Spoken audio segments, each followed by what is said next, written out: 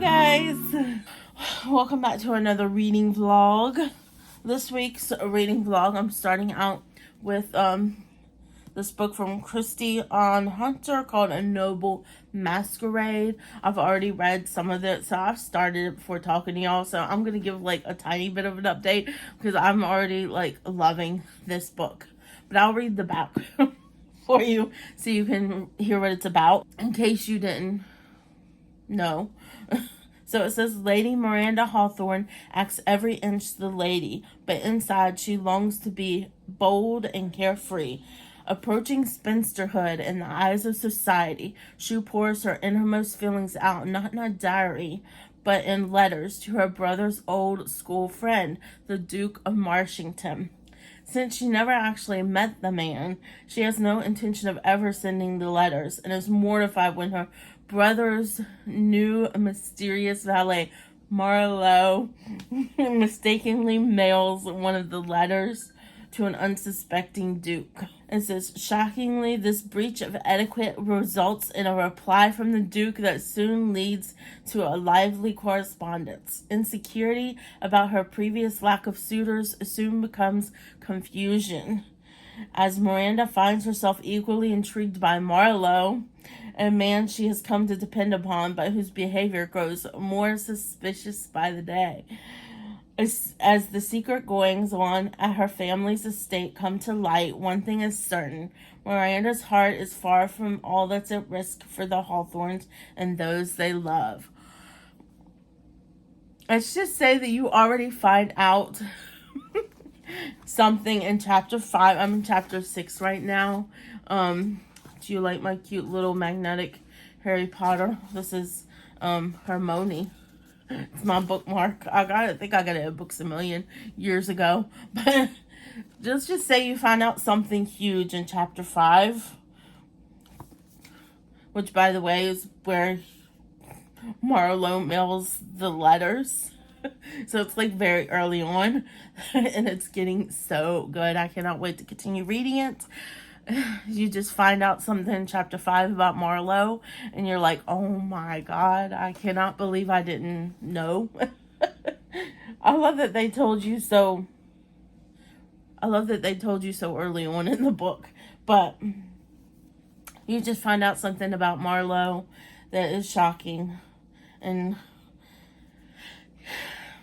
yeah, it's so good so far. I'll give more updates, but that's all I know as of right now.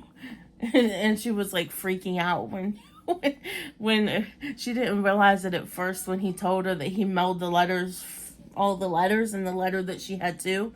And she didn't realize it at first when he said it. It didn't dawn upon her until later on. She's like, oh, he said he mailed my letter. And she was like, oh crap. She started freaking out. It was so hilarious. But I cannot wait to continue reading this book. I think when I'm done this book, I'm going to read the first one in the Sweet Magnolias series. Because I do watch the Sweet Magnolias series on Netflix. So I think that's the one I'm going to read after this one.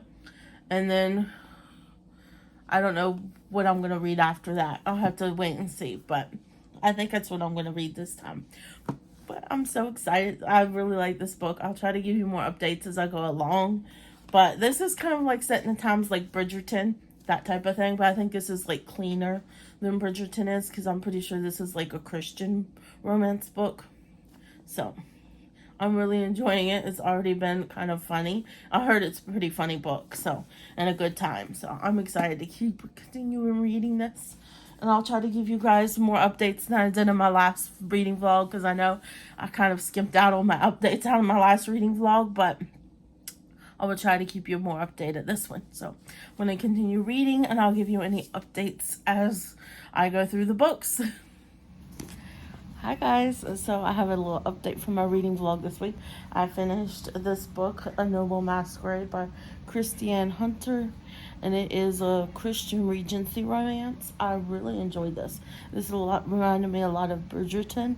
There was a lot of funny moments in this. I really loved it. Here I thought it was just going to be your typical romance, but somebody in the book turns out to be a spy, so it turns out to be kind of like a mystery inside of the romance too, which I really, really enjoyed.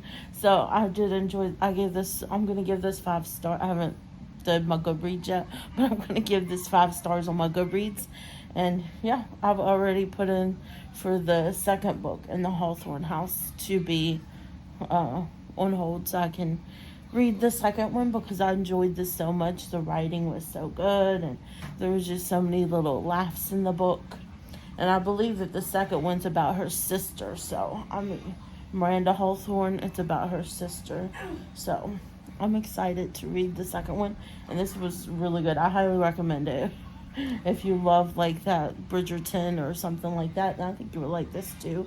It was really, really good. Next, I'm going to start reading Stealing Home by Cheryl Woods. I've been a big fan of the Sweet Magnolias show on Netflix, and I wanted to read the books because I love the show so much.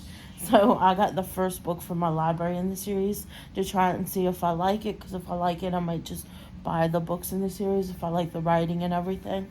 But I thought I'd read a little bit about what it's about before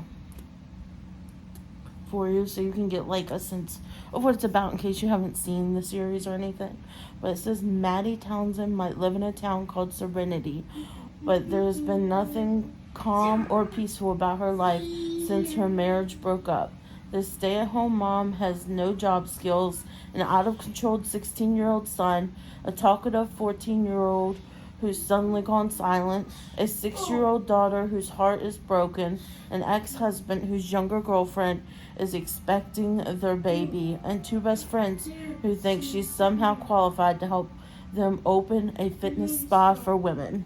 But if Maddie is a tad on edge with all that on her plate, it's nothing compared to the chaos that ensues when she discovers that her son's baseball coach has feelings for her and the whole town disapproves. Maddie's faced a lot of challenges lately with strength and resolve, but Cal Maddox may turn out to be more than she can handle. Then again, he could just be the one man in all of South Carolina who can help her find serenity. So it sounds so good. From reading the back, there's already like a difference between the book and the show, because I believe on the show she doesn't have a daughter, or she only has 2 sons in the show. So it's interesting that she has a daughter in the book, a 6-year-old daughter. I wonder why they cut that part out of the show. But still, it sounds a lot like the show. So I'm very interested to see if I like the writing and everything, and if I'm curious to see like what else they cut out of the show that's in the book. That's always why I like reading the book before watching the show. But in this case, I've already watched all the seasons, and I'm watching the current season right now. So yeah. Anyways, I'm gonna start this one up next, and I'll try to give you more updates than I did with my other book. My other book I read over the weekend, and my husband's here, and there's so much going on the weekends for me that it's hard to give updates. Most of my reading updates come when I'm reading during the week. So this is going to be one I'm going to be reading during the week, and then I should be able to read another one after this during the week. So we'll see. I'll give you any updates that I feel need to be updated while I'm reading this, especially if there's like discrepancies between the book and the show. So I'm going to go ahead and start reading this, and I'll be back for any updates, if any. So I already have like a little update for this Stealing Home. Sweet Magnolias, the first novel. I really like it so far. I've only read 2 chapters, but I do really like it so far. It reminds me a lot of the movie. She gets divorced from her husband, and her friends are trying to convince her to open up the spa and workout center for women. Now that she's without a husband and looking for a job, they're trying to open up a business and have her run it. So we're in that part, but I'm only two chapters in, and it's already 42 pages. So this does have longer chapters, which I'm not the biggest fan. I like short chapters, but I love the book, so I'm still going to keep reading. I've been liking it so far, so I'm going to keep reading. Long chapters are not going to deter me from a book if I really like it. So Just thought I'd give that little update because I didn't realize that there were longer chapters until I started reading it and noticed. So, yep. So far, I'm liking it, and it follows the TV series on Netflix, which I'm surprised. So I thought I'd just give y'all a little update before I go to bed. I'm on chapter 9, which is page 131 in the book, and it's pretty much going along exactly with the TV show. If you watch Sweet Magnolias, the first season, this is pretty much going by it. And I did mention earlier that I know at the beginning I mentioned that in the TV adaptation she didn't have a daughter, but she does have a daughter. I don't know what made me think that she didn't have a daughter in the TV adaptation, but she does. She has. So there's like nothing so far that I've noticed that's too different from the TV adaptation. So far I'm really enjoying it. I like the writing. It's really good writing. Sucks me in. I feel like I'm inside the little town with the rest of the girls, just listening to them all gossip. You know how small towns are. But I'm really enjoying it so far. I just thought I would cut in here to say that before going to bed, just so I would give a little bit of an update on my reading. So tomorrow I will continue reading more, and we'll see how much further I get into the book, because I really did enjoy reading it tonight, but I'm getting tired and I need to go to bed because my husband has to go to work early in the morning, so I have to make sure I get up early. So I'll update y'all tomorrow. So I just finished the first book in the Sweet Magnolia series, Stealing Home. It's now Wednesday night. So it took me a few days to finish this, but it was really good. I really liked it. I thought it, if you watch the TV show on Netflix, I feel like it pretty much follows the first season of the TV show, with the exception of Dana Sue's daughter has kind of going through anorexia in this book. I don't remember. Maybe I need to watch the first season again, but I don't remember the first season her being like having issues with anorexia. I don't remember that in the first season of the show. And in the end, Maddie gets married to Cal, and I don't remember them getting married in the show either. So I'm like, I just finished watching the recent season, and they're not married in that. At least I'm pretty sure they're not. So, and she's gonna be pregnant with another baby. So there is some definite discrepancies between this and the TV show, but it pretty much followed the same storyline. It was just the ending that was different, and maybe they wanted to change it up for the TV show. But yeah, I really did like it.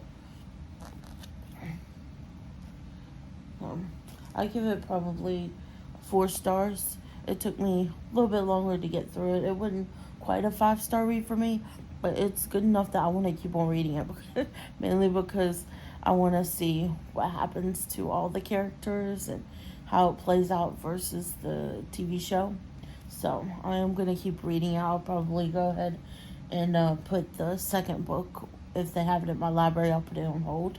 But yeah, I don't know what I'm reading next. I'll have to update you. Maybe tomorrow I'm going to look and see what on my want to check out my holds, what I have checked out online, and see which one is due the soonest, and that will be the next book that I pick out. But I'll let y'all know in the morning what it is, because it's now almost, it's 11:30, so I need to think about going to bed. It's getting late. I gotta get up early. So I'm gonna go ahead and let y'all go, and we'll be back in the morning, and I'll let you know what book I'm starting, the last book I'm starting this week, and I'll read a little bit of the synopsis that's on the back of the book. So see y'all in the morning. So it is the next morning from the last clip I showed you, and I told you that this morning I would show you what I'm reading next. I had to look and see. What was due next. So next I'm reading is this little novella from A Good Girl's Guide to Murder called Killjoy. I'm sure I can probably finish this today. And my anticipation is to try and finish it before I go to the library. So we'll see how long it takes me to finish this book. But so this one says 6 suspects, 3 hours, 1 murder. Pip is not in the mood for her friend's murder mystery dinner, one that involves 1920s fancy dress and pretending that their town is an island called Joy. But once the game begins, Pip finds herself drawn into the make-believe world of intrigue, deception, and murder. Welcome to the murder mystery party of the year.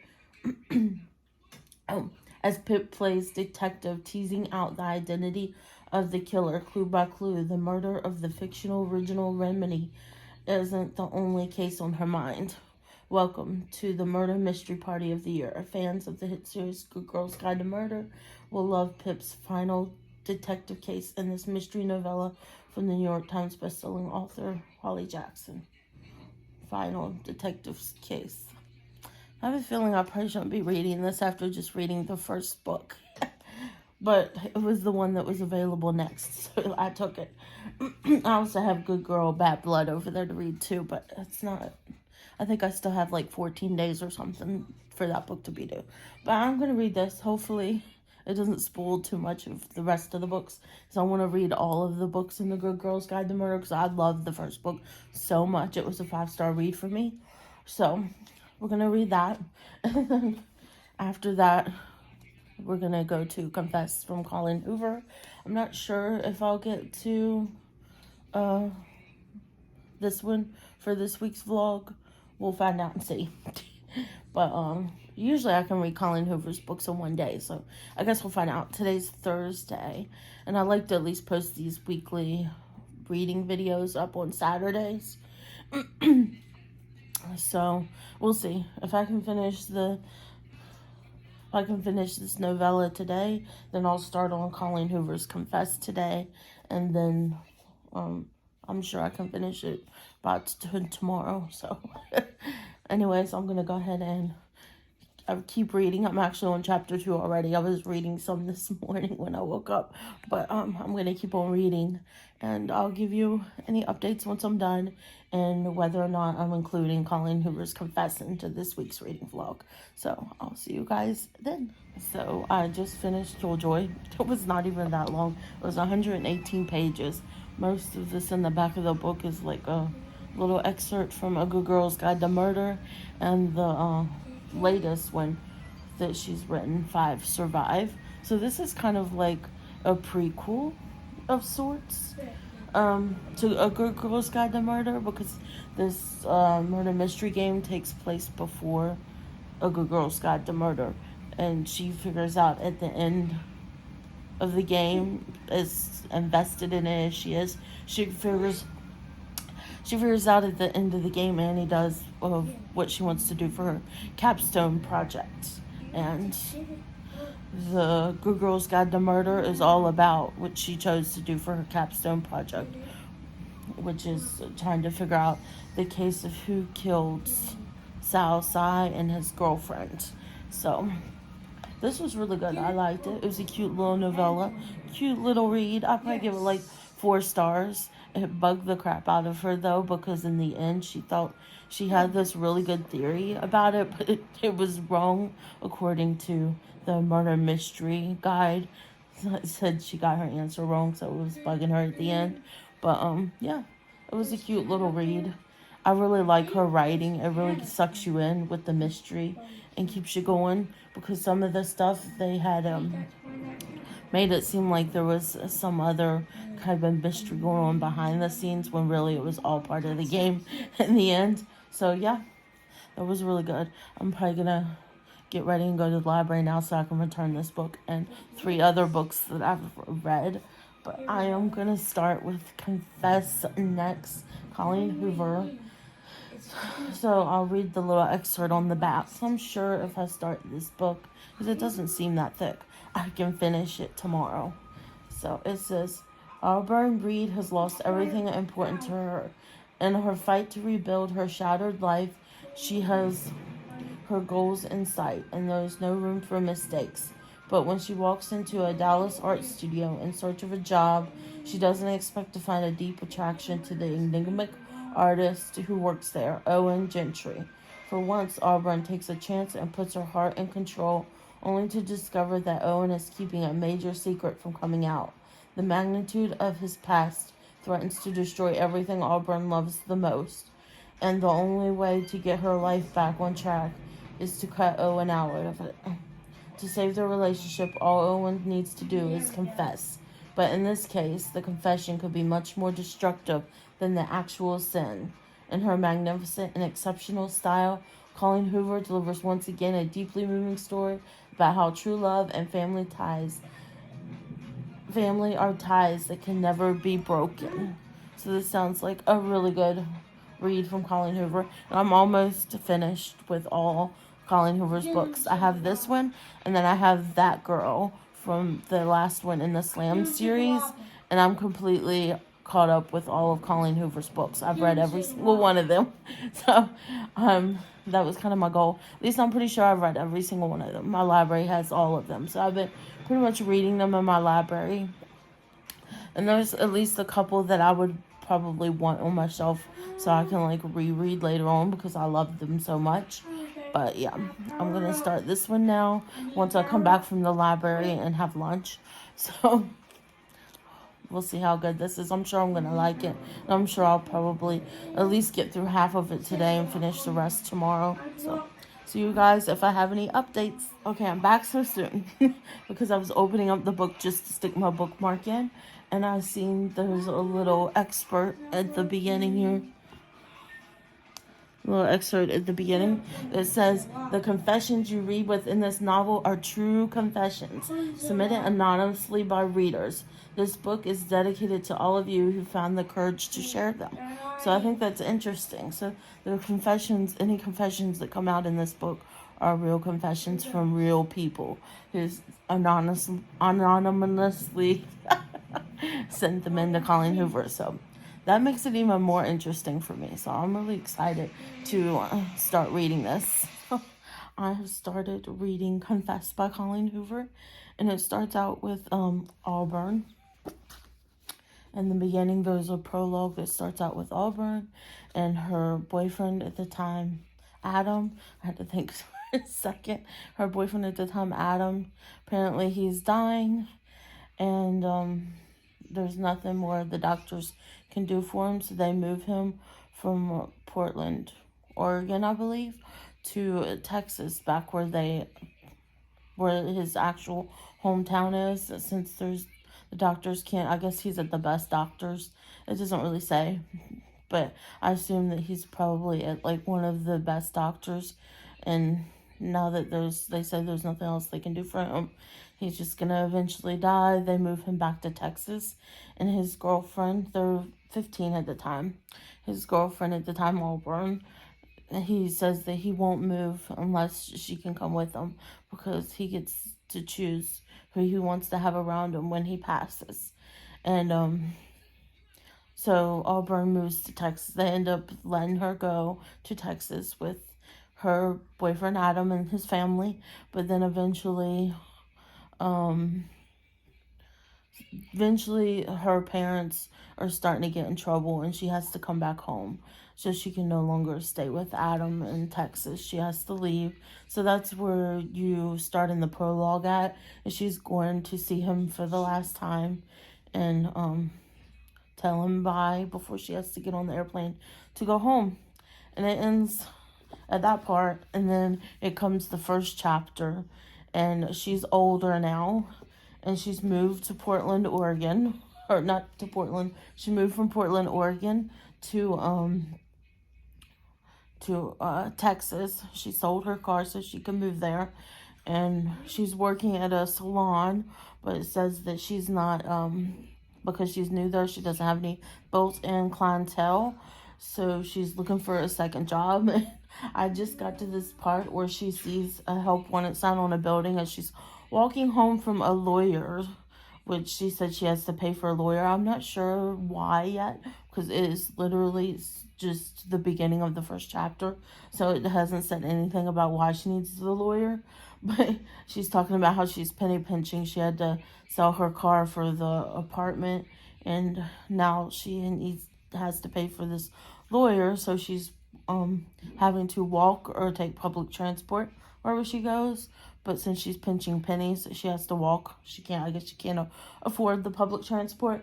But she comes across this building that has a help wanted sign, and it has a confess, where she thinks it's like a church or something, until she looks into the door.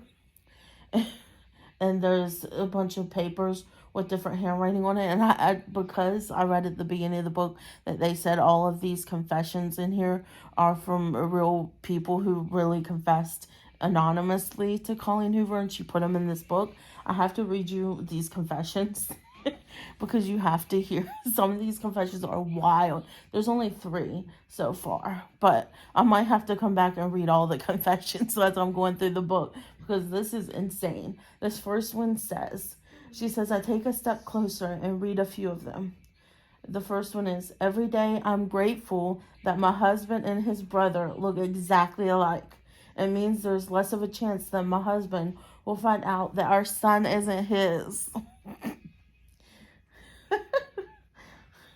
She says that I clutch my hand to my heart. What the hell? What is this? I read another. I haven't spoken to my children in 4 months. They'll call on holidays and my birthday, but never in between. I don't blame them. I was a horrible father. I'm surprised there was a guy who sent that in to her. And then it says, I read another. I lied on my resume. I don't have a degree. In the 5 years I've been working for my employer, no one has ever asked to see it. So these are some wild confessions. And that's like the last part I ended at. And I was like, I have to read some of these confessions to y'all, because I thought, wow, I can't wait to read more confessions in the book. And I'm going to have to come on and read them all to you when I get to more confessions. But that's it for now. It just says, my mouth is agape and my eyes are wide as I stand and read all the confessions my eyes can reach. I still have no idea what this building is, or what I even think about all these things being plastered up for the world to see. But reading them somehow gives me a sense of normalcy. If these are all true, then maybe my life isn't quite as bad as I think it is. So, she's really sad. She's crying. I'm sure it probably has something to do with her losing her boyfriend when she was 15 and not really getting to say goodbye to him. Well, she said goodbye to him, but I don't know like how he passed and everything. But I'm going to keep on reading, and I will come back in here. With more confessions when I get to them, and give you a little bit more about the book. So I said I was going to update y'all with all the quotes that were like the confessions in the book. So it turns out that the building she was looking in that was for Help Wanted is an art studio, and the guy's name is Owen Gentry, and apparently him and Auburn had the same middle name, Madison, which he says must be fate. And it turns out that he's so in dire need of help because his current employer, who turned out to be his girlfriend, broke up with him and quit the job at the same time. So he's in dire need of help, so much that he's paying her $200 to work for 2 hours for him. And he made her change her clothes into some of his ex-girlfriend's clothes, which kind of weird, but I guess he wanted her to be more dressed up. She was only in jeans and a t-shirt, so he gives her a skirt and a blouse to put on to wear for the job. And it turns out he has a cat. She was sitting there asking him about the job, and something started rubbing against her leg and it made her jump, and it was his cat, who is a girl cat, and he named it after himself, Owen. Which is so funny. And he's just taken her into his art studio, and she was asking him what he uses besides acrylics. And then when she's looking at the paintings, which it shows the pictures of the paintings in here as you go along in the book, Anyways, she's looking at the paintings, and she says that her eyes are drawn to a slip of paper next to the painting, adhered to the wall. I read the words sprawled across it. Sometimes I wonder if being dead would be easier than being his mother. That's some strong words there. And then she says, and then here it goes. I touch the paper and then look back at the painting. A confession. But it goes with the painting. I'll show you the... So maybe the confession goes with the painting. And here is the painting that was showing on the page before I flipped it and seen the confession.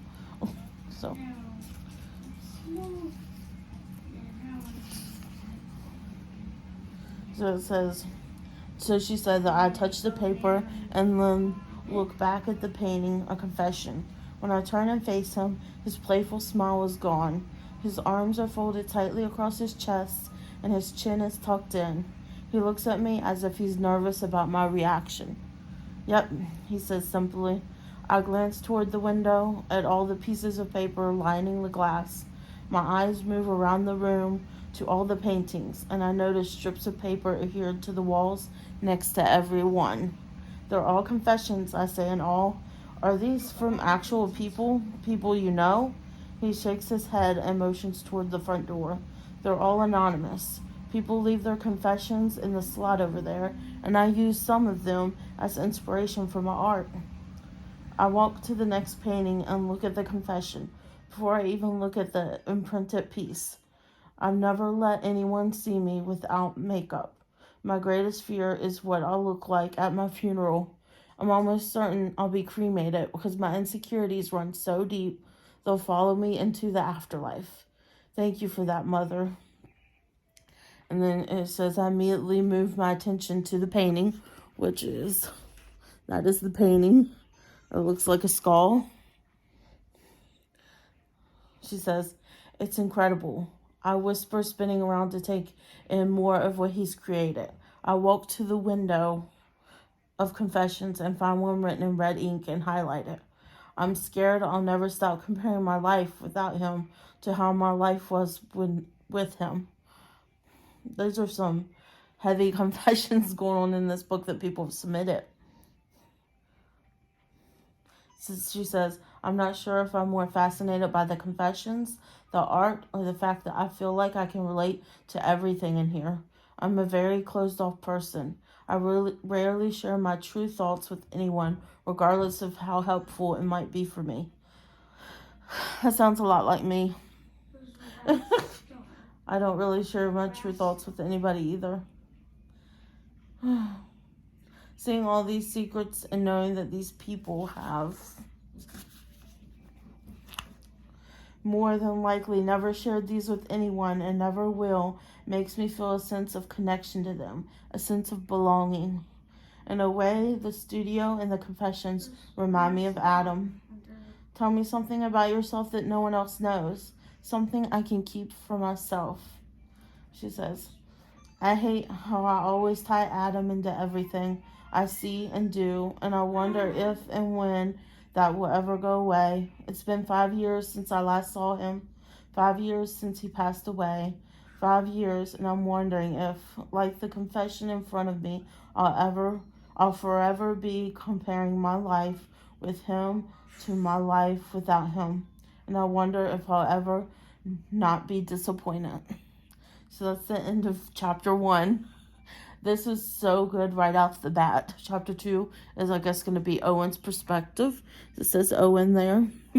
So I'm really, really, really liking this book so far. I can already tell if it keeps on being that good, it's going to be like another 5-star read for me. I love Colleen Hoover's books. So good. I hope she's in the process of writing more books because I'm running out of Colleen Hoover books to read. And I said before that I would have read them all once I've read That Girl. That's a lie. I still haven't read It Ends With Us and It Starts With Us. I bought those books. That's why I haven't read them yet. I'm so backed up on library books.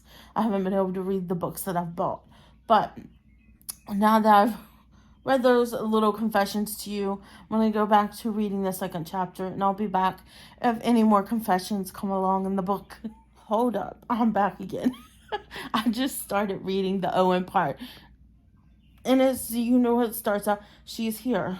She's right here, standing in my studio, staring at my art. I never thought I'd see her again. I was so convinced that the likelihood of our paths ever crossing was minimal. I can't even remember the last time I thought about her. But here she is, standing right in front of me. I want to ask her if she remembers me.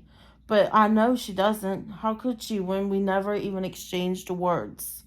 I remember her, though. I remember the sound of her laughter, her voice, her hair. Even though her hair used to be a lot shorter, even though I felt like I knew her back then, I never really got a good look at her face. Now that I'm seeing her up close, I have to force myself not to stare too hard. Not because of her unassuming beauty, but because it's exactly how I imagined she would look up close. I tried to paint her once, but I couldn't remember enough about her to finish it. I have a feeling I may attempt it again after tonight, and I already know I'll call the painting More Than One.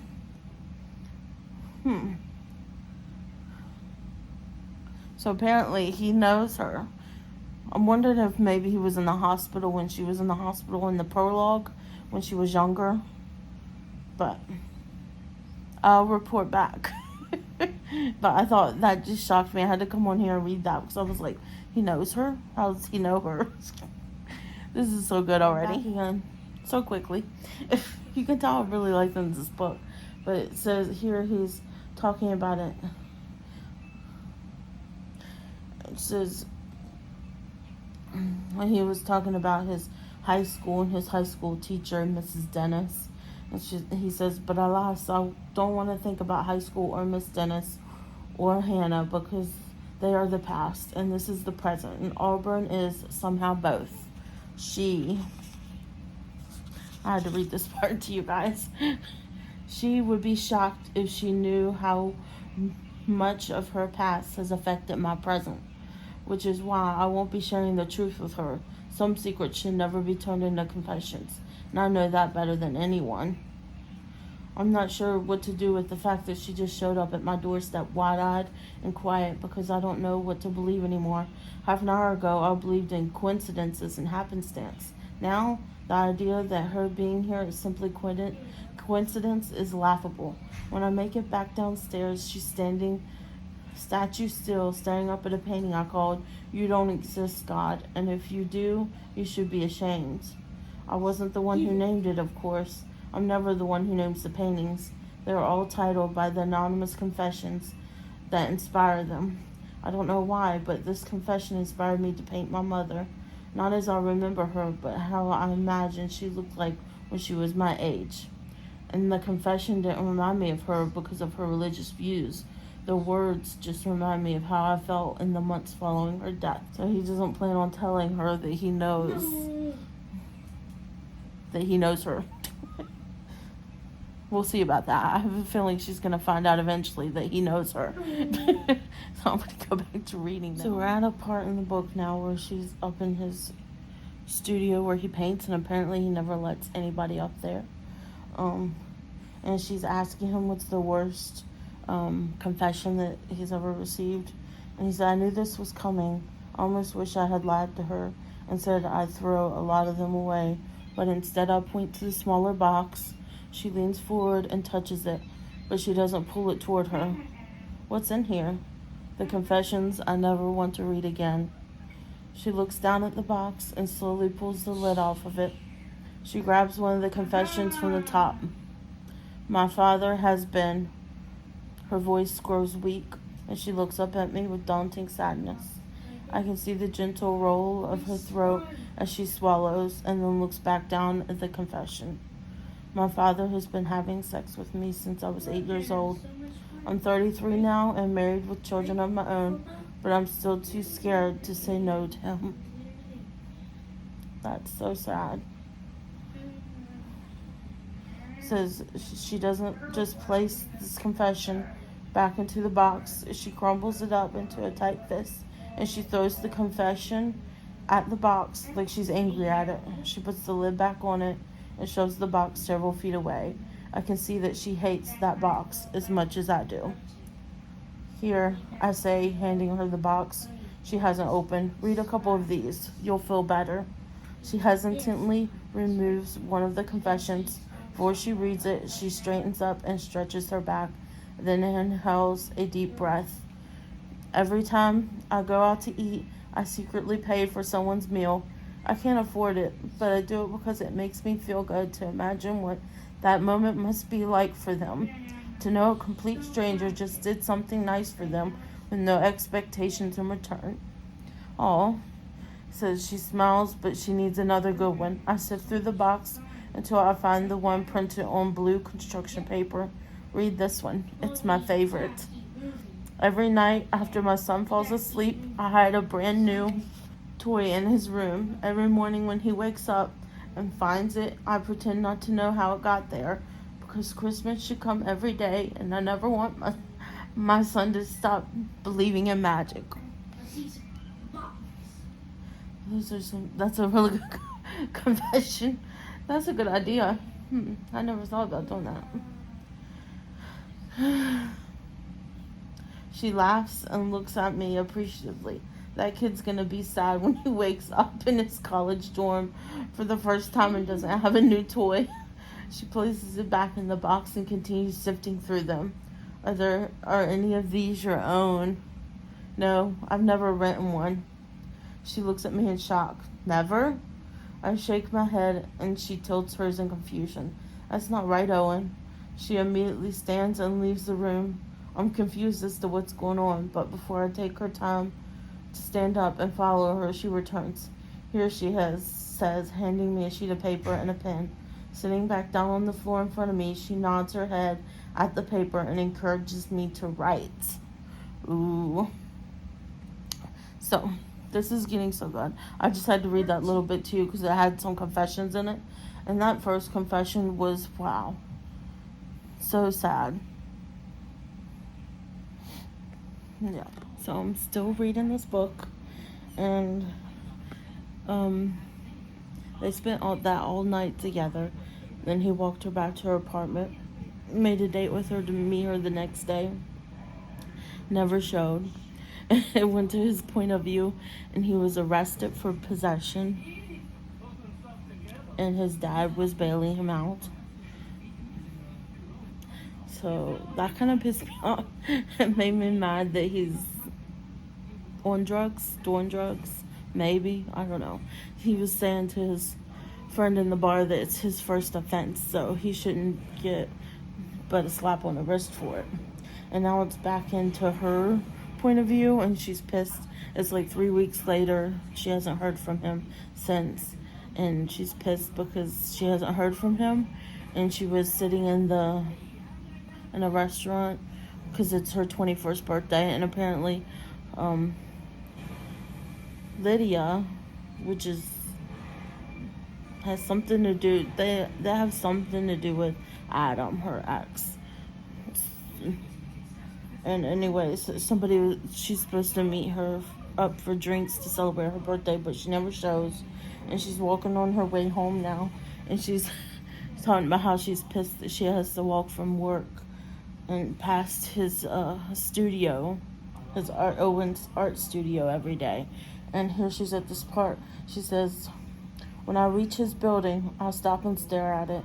Maybe it's worth walking an extra block or two from now on, just so I never have to pass it again. Before I reroute myself, maybe I should leave a confession.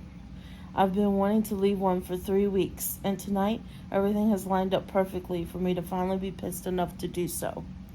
I walk to the front door of his building and stare at the slot while I reach inside my purse and pull out a pen. I don't have any paper, so I dig around until I find the receipt from the fantastic birthday dinner I just shared with myself.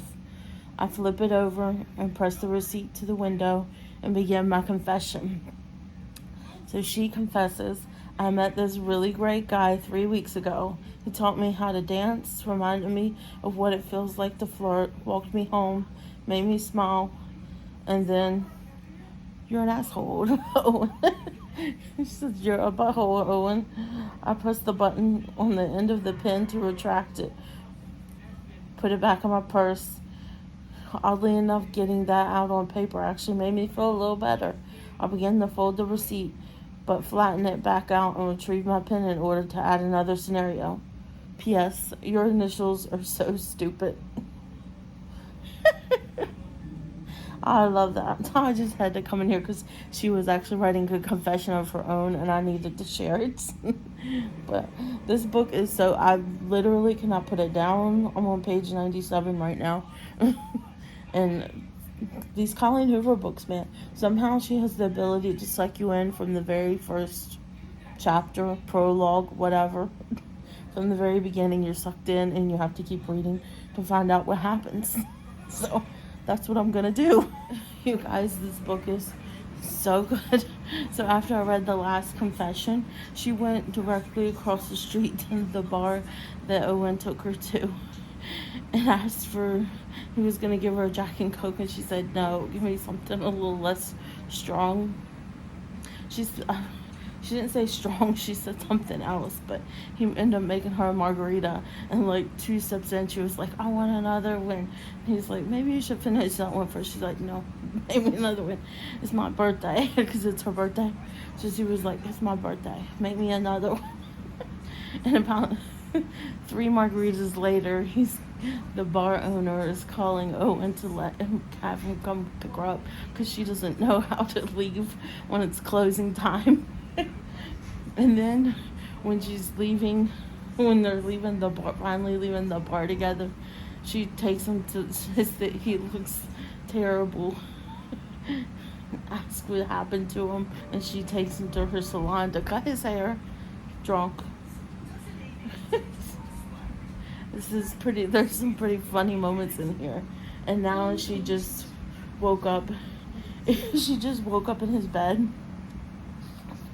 Next day, she says she was talking about how she got used here in this chapter 9. She's talking about how she has 4 siblings ranging in age from 6 to 12 years old. Her parents had her when she was in high school, and they never went to college. So her father worked for a manufacturing company since he was 18, and because of that, she's used to living on a very strict budget to where they didn't use an air conditioner at nighttime. Her dad would say that that's why there's windows. So she said that it was fine back in Portland, but having lived in the bipolar weather of Texas for an entire month, she's had to adjust her sleeping habits. So instead of using a comforter, she sleeps with layers of sheets. That way, if it gets too hot in the middle of the night, she can just take off some of the sheets to cool off. She says, "With all that considered, why am I so cold right now? And why am I wrapped up in what feels like a down comforter?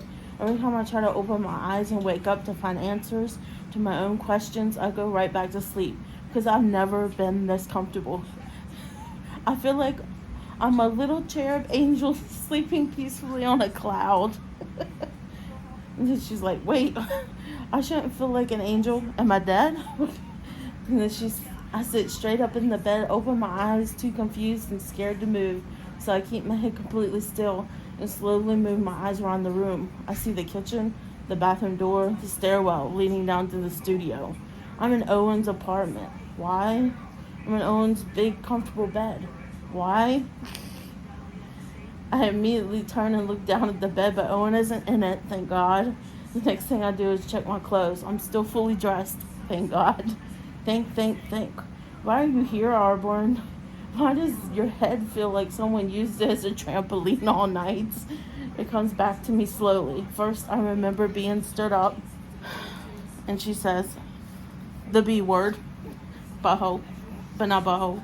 And then she says, "I remember Harrison. I remember running to the bathroom after he betrayed me by calling Owen. I hate Harrison."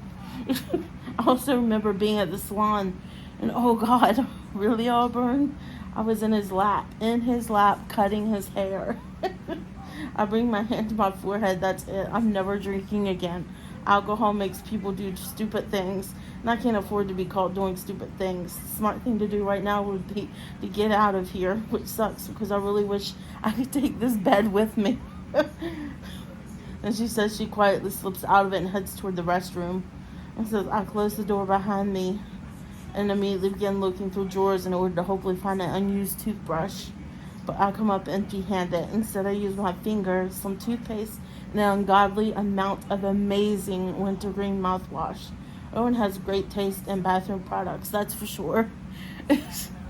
There is a lot of funny banter going on here, which I'm absolutely loving, by the way. So, and I'm now on page 114, and she's wondering where he is because he's not anywhere around. I'm going to assume that he's probably in his studio painting or something. But this is so funny. Some of the stuff. So I am back. Don't pay attention to my hair. I just got out of the shower. But I had actually finished reading this at 1 a.m. And I was going to update you guys. But I was so tired. And I needed to go to bed because I had to get up early for to get my husband's stuff ready. Because they were leaving. My husband and son were leaving to go somewhere. So I needed to wake up and help them out in the morning, but I'm here to say I've talked enough about this book while I was reading it. But one thing I liked is there's like the pictures of all the pictures that he like painted in there, right in this little excerpt here. Here's this one, along with like the confession on the back. There's these two pictures that he had painted. I like that they put these pictures in here. Then here's these two pictures. So I think that's so cool that they put like the little prints of the pictures inside the book. 5 stars. 5 stars. I absolutely love this book. It does have some assault and domestic violence, I guess you could say, in it. So if you're sensitive to that subject, or if you went through something like that, then it could be triggering to you. But I absolutely love Auburn and Owen together. Oh my gosh. So good. So this was such a good reading week. Y'all have to let me know if you've read any of these books that I've done this week. I did just find out after reading this that there was a Confess TV show. There's only 1 season, which makes sense because there's only 1 book. But I went to Amazon Prime and bought the season. I'm about to binge watch it because it's only 7 episodes and I need to know how this would turn out as a series, especially since I just finished watching the last episode of The Summer I Turned Pretty, and my gosh, like 2 seconds into that last episode of The Summer I Turned Pretty season 2, bawling. The end of it, also bawling. You'll have to let me know if you've been watching that.